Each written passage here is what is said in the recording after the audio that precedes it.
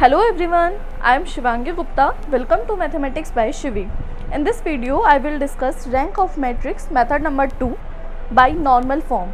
Before watching my video, please don't forget to subscribe my YouTube channel and press the bell icon for more updates. So let's start our topic, rank of matrix method number 2 by normal form. देखिए, I had already covered method number 1 by definition. Before watching my video आप मेरा method number 1 by definition की video देखना ना भूलें। इस video के बाद मैं method number 3 by normal form and method number 4 by PAQ form भी आपको कवर करवाऊंगी। सो अगर आप रैंक ऑफ मैट्रिक्स को बहुत अच्छे से सीखना चाहते हैं तो आप मेरी ये चारों वीडियोस देखना ना भूलें। तो चलिए स्टार्ट करते हैं। How to find rank of matrix by normal form. देखिए, rank of matrix normal form से निकालने के लिए हमें कुछ प्रॉपर्टीज़, कुछ कंडीशंस हमें पता होनी चाहिए। तो वो कंडीशंस क्या हैं जो हमें अपने क्वेश्चन में अप्लाई करनी है, उसको देख लेते हैं एक बार। We will apply both row and column. देखिए, हम यहाँ पर रो भी अप्लाई करेंगे एंड कॉलम भी अप्लाई करेंगे। मतलब यहाँ पर हम किसी भी मैट्रिक्स को सब मैट्रिक्स के अंदर तोड़ने के लिए हम यहाँ पर रो प्रॉपर्टीज़ में किसी भी चीज़ के प्लस, माइनस, मल्टीप्लाई, डिवाइड या फिर कॉलम में भी ये सारी प्रॉपर्टीज़ अप्लाई कर सकते हैं। या फिर आपस में किसी भी रो को प्लस आपस में जोड़ना, घटाना, या किसी भी कॉलम को चेंज करना, या आपस में रो और कॉलम को इंटरचेंज करना, कुछ भी अप्लाई कर सकते हैं सब मैट्रिक्स में कन्वर्ट करने के लिए। ठीक है। अच्छा, अब हम ये कंडीशन अप्लाई कब तक करेंगे? सेकंड प्रॉपर्टी कहती है reduce to till identity matrix. हम ये कंडीशन तब तक लगाते चले जाएंगे सब मैट्रिक्स वाली जब तक हमारे पास लास्ट में एक आइडेंटिटी मैट्रिक्स नहीं बन जाता। और आप लोग बहुत अच्छे से जानते हैं कि आइडेंटिटी मैट्रिक्स क्या होता है। 1 0 0 0 1 0 0 0 1। अगर मैं 3 into 3 मैट्रिक्स की बात करूँ तो मेरा आइडेंटिटी मैट्रिक्स यही होगा। तो मैं रो एंड कॉलम में की प्रॉपर्टीज सब मैट्रिक्स में तब तक तोड़ती चली जाऊंगी जब तक मेरे पास एक आइडेंटिटी मैट्रिक्स नहीं मिल जाता। ठीक है। या नॉर्मल फॉर्म में अगर थर्ड कंडीशन में देखूँ तो हमारा आइडेंटिटी मैट्रिक्स किस तरह से हो सकता है। A belongs to IN 0 0। यहाँ पर IN का मतलब क्या है? IN यहाँ पे इंडिकेट कर रहा है ऑर्डर ऑफ मैट्रिक्स को। यानी जो आपकी आइडेंटिटी बन रही है वो कैसी बन रही है? 3 into 3 की बन रही है, 2 into 2 की बन रही है। 3 into 3 की है तो I3 हो जाएगा, 2 into 2 की है तो ये I2 हो जाएगा। ठीक है। अगर हम बात करें fourth row A equals to N, row का मतलब आप यहाँ पे जानते हैं, हम यहाँ पर रैंक ऑफ मैट्रिक्स को इंडिकेट करते हैं रो A से। तो rank of matrix equals to यहाँ पे n है। यहाँ पर n से मतलब इस IN से है। ठीक है। IN में जो भी यहाँ पर इसकी ऑर्डर होगी I3 या I2, वही यहाँ पर उसका n हो जाएगा, वही इसकी यहाँ पर रैंक ऑफ मैट्रिक्स हो जाएगी। ठीक है। अब सबसे इम्पॉर्टेंट प्रॉपर्टी या इम्पॉर्टेंट कंडीशन जो आपको ध्यान रखनी है, नॉर्मल फॉर्म में हम row and column properties apply कैसे करते हैं, क्या कंडीशन हमारी होती है, वो ध्यान में रखना ज़रूरी है। तो देखिए, उसको सबसे पहले ध्यान में रखिए। 5th नंबर प्रॉपर्टी कहती है कि first row, first column, first element हमेशा हमारा 1 होना चाहिए। क्या होना चाहिए? 1 होना चाहिए। और 1 के नीचे के जितने भी एलिमेंट्स हैं, ठीक है, 1 के नीचे के जितने भी एलिमेंट्स हैं हमारे कॉलम में, वो सारे फिर हम सेकंड स्टेप में 0 बनाएंगे। थर्ड स्टेप कहता है कि 1 के जो रो के एलिमेंट्स हैं वो सारे हमें कैसे बनाने हैं? 0 में कन्वर्ट करने हैं। उसके बाद हमें सेकंड कॉलम का जो हमारा सेकंड एलिमेंट है उसको हम 1 में कन्वर्ट करेंगे। फिर उसके अगेन हम नीचे के सारे एलिमेंट्स को 0 में कन्वर्ट करेंगे। ठीक है। देन हम ये प्रॉपर्टी अपनी अप्लाई करते चले जाएंगे जब तक हमारे पास आइडेंटिटी मैट्रिक्स नहीं बन जाता है। ठीक है। तो इन चारों पांचों प्रॉपर्टीज़ को हम अपने क्वेश्चन पे अप्लाई करके देखते हैं और बहुत अच्छे से समझते हैं कि हम इनको कैसे यूज़ कर सकते हैं।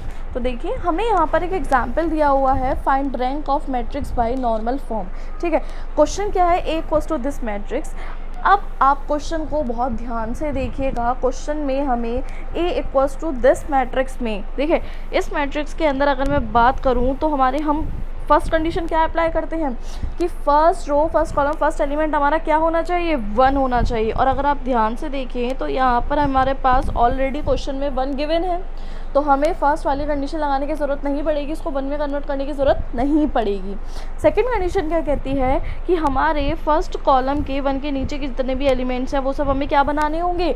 0 बनाने होंगे। ठीक है। तो पहले मैं इनको 0 बनाऊँगी, यहाँ पर मैं रो प्रॉपर्टीज़ के ज़रिए इसको ज़ीरो बना रही हूँ। देखिए आप अपनी साइड से, हो सकता है आप लोग कॉलम प्रॉपर्टी लगाना चाहें, हो सकता है आप, मैं जिस तरह से इसको प्लस या माइनस में कन्वर्ट करके रो प्रॉपर्टी को लगा के ज़ीरो बना रही हूँ, आप किसी और तरीके से लगाना चाहें, ठीक है। हम लोगों की प्रॉपर्टीज़ लगाने का तरीका डिफरेंट हो सकता है, लेकिन बनाना हम लोगों को लास्ट में जाके नॉर्मल फॉर्म में एक आइडेंटिटी मैट्रिक्स ही है, ठीक है। तो देखिए मैंने यहाँ पे कंडीशन कैसे लगाई है, मैंने लगाया है कि R2 इक्वल्स टू हो जाएगा R2 माइनस 2R1 के, और R3 इक्वल्स टू हो जाएगा R3 माइनस R1 के। जब मैं ये कंडीशन यहाँ पे अप्लाई करती हूँ तो मेरे यहाँ पर ये दोनों एलिमेंट्स कैसे बन जाते हैं, ज़ीरो बन जाते हैं, ठीक है। नेक्स्ट प्रॉपर्टी में यहाँ पर क्या लगाऊंगी कि मेरे ये जो एलिमेंट्स हैं 2 3 2 जो हैं, ये मेरे किस में कन्वर्ट हो जाने चाहिए, ज़ीरो में कन्वर्ट हो जाने चाहिए। इसको ज़ीरो में बदलने के लिए मैंने यहाँ पे क्या किया, मैंने किया C2 equals to C2 minus 2C1, C3 equals to C3 minus 3C1, और यहाँ पे किया मैंने C4 minus 2C1 equals to C4, ठीक है। जब मैंने यहाँ पर ये कंडीशन लगाई तो मेरे यहाँ पर ये तीनों के तीनों एलिमेंट्स कैसे बन गए हैं, ज़ीरो बन गए हैं, ठीक है। मेरा नेक्स्ट स्टेप क्या होगा कि मैं -1 को यहाँ पे किस में कन्वर्ट कर दूँ, 1 में कन्वर्ट कर दूँ। 1 में कन्वर्ट करने के लिए मैंने यहाँ पे क्या किया, R2 इक्वल्स टू किया R2 माइनस 1। तो जब मैंने यहाँ पर ऐसा किया तो मेरे पास यहाँ पे क्या बन गया, 1 बन गया, ठीक है। 1 बनाने के बाद मेरा नेक्स्ट स्टेप क्या होगा कि मेरे जो नीचे के एलिमेंट्स हैं ये सब क्या बन जाने चाहिए, मेरे ज़ीरो बन जाने चाहिए। स्पेशली मेरा फोकस कहाँ होगा कि मेरा ये एलिमेंट कहाँ क्या बन जाना चाहिए, ज़ीरो बन जाना चाहिए। इसको ज़ीरो बनाने के लिए मैंने यहाँ पर क्या किया, मैंने किया R3 equals to R3 minus R2, तो मेरे पास ये वाले एलिमेंट क्या बन गए, ज़ीरो बन गए, ठीक है। अब जब मेरे पास ये सारे एलिमेंट यहाँ पे ज़ीरो बन गए हैं तो मैं अगर यहाँ पर इन दोनों को भी ज़ीरो बना दूँ तो ये मेरे पास एक आइडेंटिटी मैट्रिक्स बन जाएगा I2 में, और बाकी सारे एलिमेंट्स मेरे ज़ीरो हो जाएंगे। वही मैंने यहाँ पर किया कि C3 इक्वल्स टू कर दिया C3 माइनस C2, और C4 इक्वल्स टू कर दिया C4 माइनस 3C2।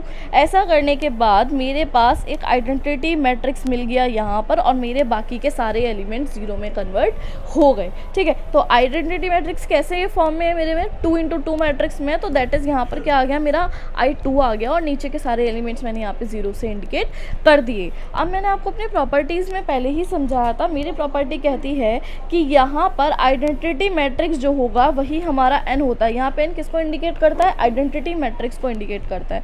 तो अगर मैं यहाँ पर रैंक की बात करने लगूँ, यहाँ पर I2 आइडेंटिटी मैट्रिक्स कैसा आ रहा है, 2 इंटू 2 मैट्रिक्स में इसका ऑर्डर है 2। अगर इसका ऑर्डर 2 है तो इसकी रैंक भी क्या हो जाएगी, यहाँ पर 2 हो जाएगी, ठीक है। तो इस तरह से हम किसी भी मैट्रिक्स का नॉर्मल फॉर्म में रैंक ऑफ मैट्रिक्स फाइंड कर सकते हैं, ठीक है।